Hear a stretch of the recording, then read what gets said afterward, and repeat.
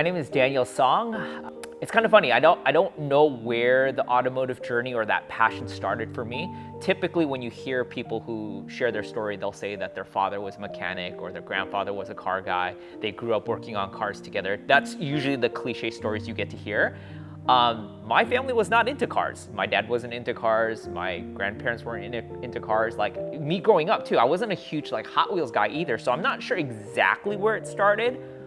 My guess, and there's probably two parts to this theory. Number one is in high school, I vividly remember cars, especially for guys, it was sort of like the social status symbol, right? I mean, how cool you were perceived in high school, which obviously is sort of meaningless, was determined based on the kind of the coolness of the car that you had. And I remember getting sort of this promise from my parents that if I did really well in school, got good grades, got a good SAT score, got into a good college, that I would get a cool car. And I remember my senior year, that ended up being my mom's hand-me-down minivan. And so I think that left sort of a little bit of trauma and a scarring because my senior year was spent without a cool car while all my friends had one. The other part to that I think might have led to this car passion specifically is I've identified sort of as a maker, a builder. What I do professionally is art and design. I love the creative process. I've always had a fascination with model kits, Legos, anything that you can build, customize, and just make with your own two hands. Some of the brands that I initially got started with in this industry are no longer around today, but those I remember some nostalgic brands like Racing Heart, AEM, DC Sports. I can think of a handful of brands that I really, really admired, and those are like kind of the grail parts. And there are some brands like Brembo, like Volk Racing. Those were brands that I always wanted, but 20 years ago, I couldn't afford it. I didn't have the leverage or the relationships there for sponsorships. And so it was always a want, but something that I could never really fully acquire.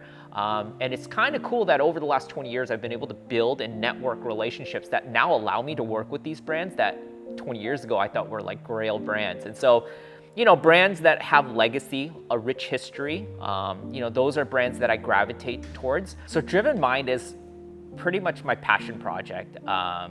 It's not what I really do for a living. It's not my primary income. And so I took my love and passion for personal development and leadership and positive content and kind of packaged that all in an automotive branded content that people would want to see, because I don't think people are going to necessarily, if you're a car guy, you're not going to necessarily go out of your way to look at some hokey personal development books.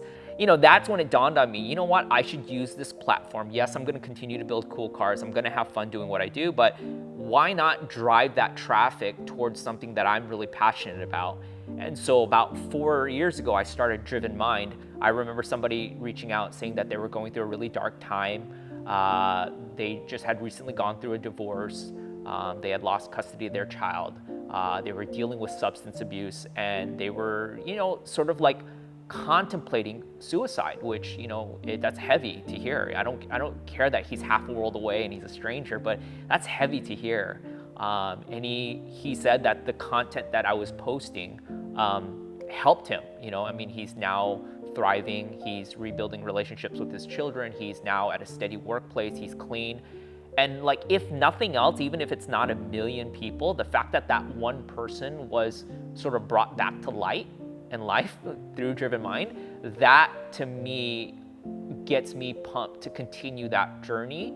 There's a definition that I consider my keeper cars, and then there are my project cars. So I have a couple cars that fell under that category of keepers.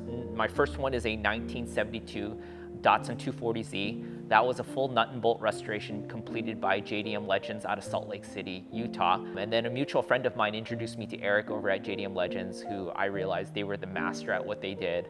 And so they took the project over and helped me finish that car. And it's a tribute car to a Japanese fair Lady Z. We had this unique opportunity to make that car the pilot episode for the TV show JDM Legends. So that's actually episode number 1. So that's forever immortalized there. That car ended up going on to becoming a Super Street cover car, which I did not expect. That car has gone to SEMA now 3 times total with different vendors and different booths.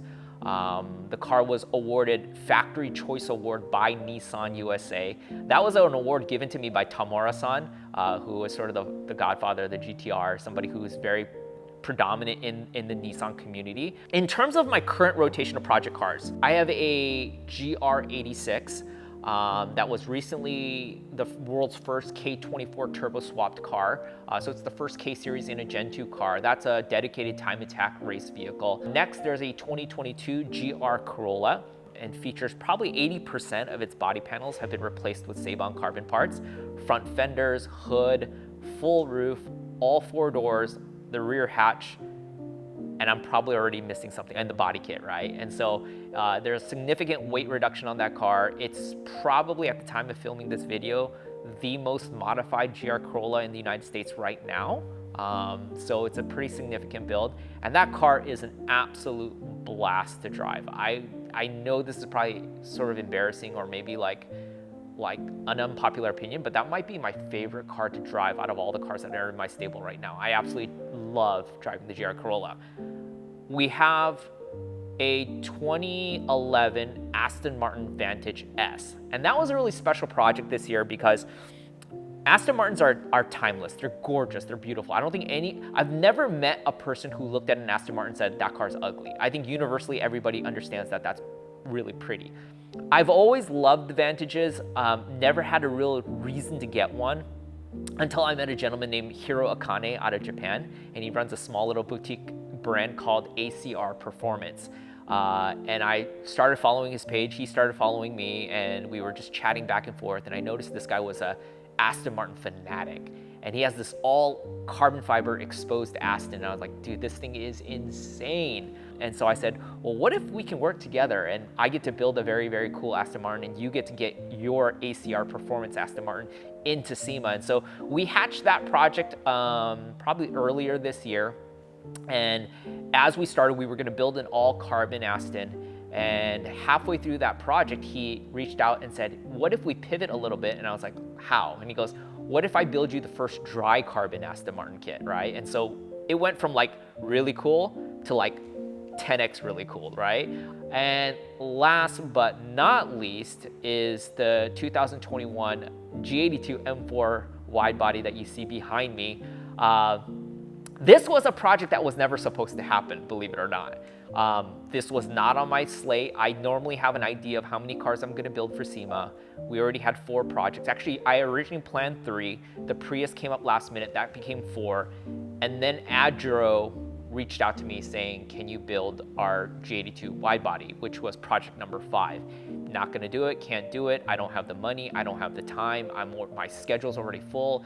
And every excuse I threw at them, they came back with a more compelling reason to do it. So I blame Adro on this one. Davis, if you're watching this is all your fault.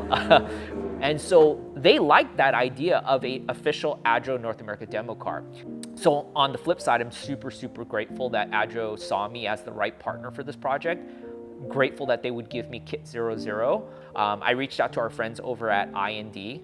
IND is probably the leading distributor and seller e-commerce shop for all things BMW. And I talked to the friends over there and said, hey, I'm building the first Adro wide body. Is there any chance you guys would be interested in partnering with me? And they were very, very gracious to say, hey, whatever you want on our website, it's yours. And I didn't know what that kind of meant, right? I was just like, whatever? Or do you mean like a badge or like, you know, maybe a little thing or, you know, so I took them up on that offer. I built out a full shopping cart. I started adding it felt, you know, those old game shows where people get shopping carts and go down the grocery store, putting in whatever grocery you could put in for like 30 seconds. Or I think Mr. Beast does something like that where you go through Best Buy, you put in whatever you want, and if you could fit it in the cart, he bought it. It felt like that. Like I went through the IND website going, I want this, I want this, I want that, I want this, I want this, I want that. And I really expected IND to say, all right, you're gonna have to trim this back. They simply responded, okay, here's your tracking number. And I was like, what the heck? And so, you know, what you see behind me between the Adro kit and all the support from IND, from sub-brands like eVenturi, who makes the carbon fiber intake and engine cover. You have Indiv, who makes all these amazing little carbon fiber accessories. You have Carbonius, who this is the first all dry carbon CSL style trunk. They also make the carbon fiber CSL style strut brace that you'll see in the engine bay. CSF did the manifold, all the cooling products. The seats inside, the Recaro podium seats, are probably arguably some of the most expensive slash the coolest seats that Recaro USA makes right now. Studio RSR that does cages for multiple applications. They have their cage in their CAE shifter. I mean, beyond the striking exterior kit, the color that you see on there, that was from Anozatech. Anozatech has a brand new line of what they call their dynamic PPF. So they're known for their super glossy, super real paint-like vinyl films. But recently they launched also a PPF, which kind of gives you the best of both worlds. It gives you that paint-like finish, but it also gives you the rock chip protections that you would normally get from PPF and the self-healing properties. And so this was a brand new color from them called Emerald Jade. So beyond obviously some of the more obvious stuff that we talked about in terms of parts, we have custom-built work wheels from Work Wheels Japan. We also have an Eisenman Black Series like race exhaust. That thing is like super, super cool. It's coated to be all black. There's a sort of a thermal, the way that they kind of extract the heat away, and so there's a purpose behind the coating, but it makes the exhaust look absolutely sinister. This car features a Praxis air suspension. I'm really surprised by how this drives.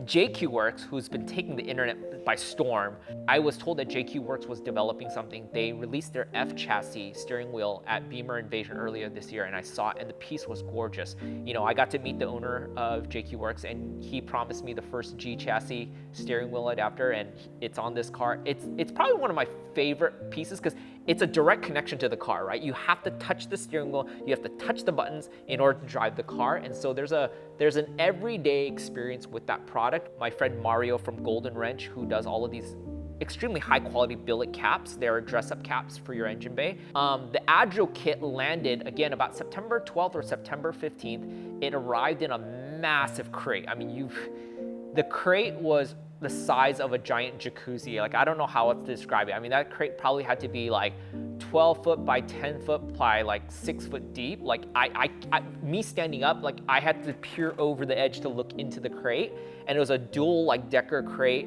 Robert over at Studio was gracious enough to hand us the keys to the shop, and so we got to go in after hours to work on the G82. So during business day, they did all the bolt-on stuff, right? The radiators, the oil coolers, the suspension, the seats, all the other stuff that they do. After hours, then me and Tuan would go in and start ripping apart the car. We would remove so it starts with removing all the stock panels, the hood, the front fender, the bumper, the side skirts, all those different things.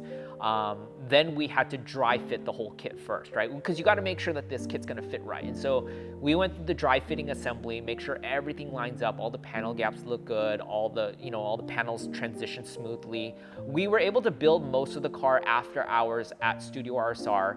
The idea of owning this car back here it isn't lost on me, like how special this project is. I get that when you're building 4 or 5 cars, it's really not only time consuming, but it does rob you of your attention. But every time I look at this car, I'm reminded this is just one of 10 that will be in the world, right? I mean, there's only that many. I mean, this is rarer than any Lamborghini that's out there.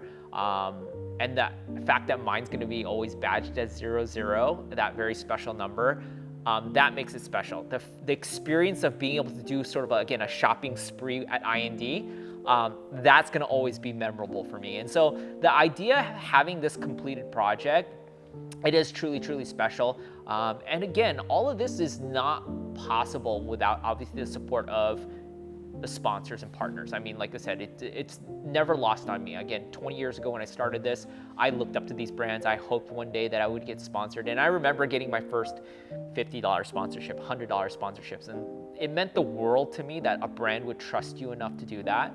And then of course, my family and my wife, right? Because at the end of the day, when I do this, I'm not at home. If I'm at a shop till 2, 3, 4 in the morning working on these cars, that means I'm not at home putting my kids to bed and giving them their bath and having dinner or whatever. I mean, so especially leading up until September, October, and into November, if it wasn't for the support of my family, especially my wife, giving me the understanding that this is a hobby, none of this could get done.